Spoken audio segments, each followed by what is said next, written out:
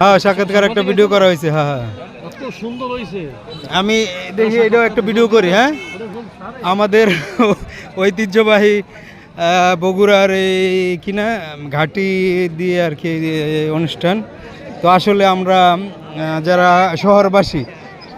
শহরবাসীরা কিন্তু অনেক দিন যাবৎ এই ধরনের কোনো সিন দেখতে পারি না, আসলে চোখে পড়ে না। আজকে এই ধরনের সিনটা দেখে এত ভালো লাগতেছে শহরবাসীদের। আসলে এটা দেখলে অন্যরকম একটা মজা লাগবে।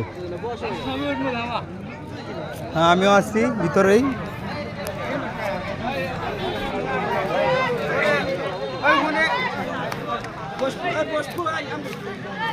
খুবই মজাদার বিষয়টা একেবারে দেখছেন, ঢালা বিছনার ভিতরে মানে ঐতিহ্যবাহী আলু ঘাটি দিয়ে খাওয়া দাওয়ার আয়োজন।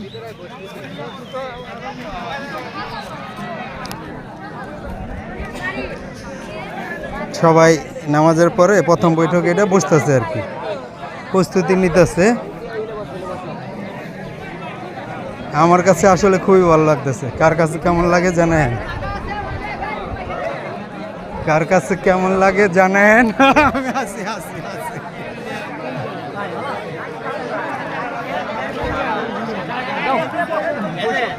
মানুষ আসসালামু আলাইকুম, ভালো আছেন সবাই?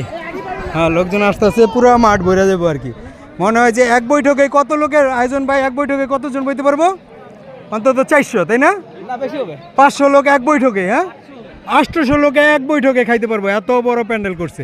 আর ঢালা বিছনা হতে বেশি লোক, চেয়ার টেবিল হইলে মনে হয় 300-400 বেশি বসাতে পারতো না।